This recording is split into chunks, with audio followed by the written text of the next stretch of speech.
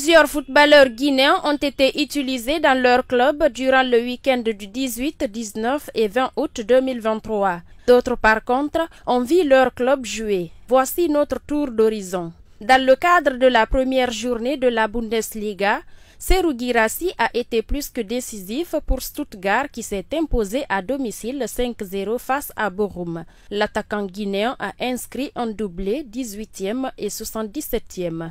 Toujours en Bundesliga, Werder Bremen de Naby Keita s'est incliné sur ses propres installations 0-4 devant le champion en titre allemand, Bayern Munich. Le capitaine du Style national qui traîne une blessure ne figurait même pas sur la feuille du match.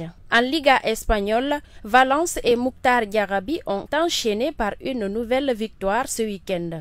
Vainqueur lors de la première journée, le club du Guinéen s'est encore imposé 1-0 face à Las Palmas. Diarabi, qui a été utilisé titulaire dans ce match de la deuxième journée, a disputé 69 minutes avant de céder sa place. Dans le cadre de la deuxième journée de la Ligue 1 française, Montpellier d'Isiaga Sylla est allé battre 1-4 Lyon sur son terrain. Le latéral guinéen a joué tout le match.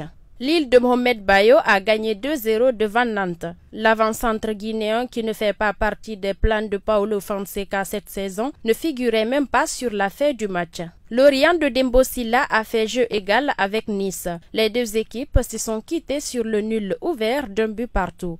Le latéral du Style national a regardé tout le match sur le banc. Lance de Morgan Guilavogui a été tenu en échec 1-1 par Rennes. L'attaquant international guinéen a fait son entrée en jeu à la 74e minute.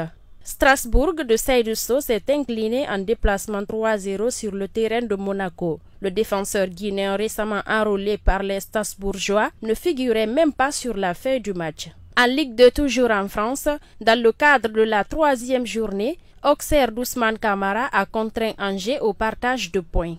Les deux équipes se sont quittées sur le nul ouvert de 2 buts partout. L'international espoir guinéen qui traîne une blessure ne figurait pas sur la feuille du match.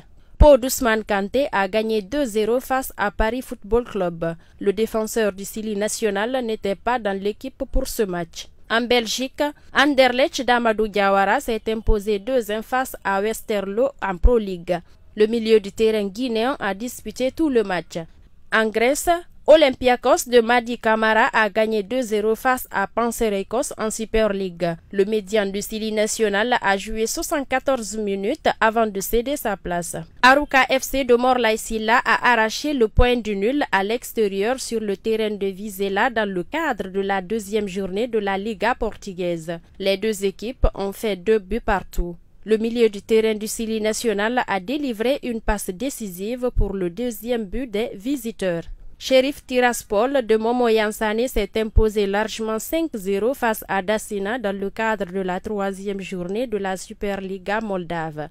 L'avant-centre guinéen a joué 45 minutes et a inscrit un but.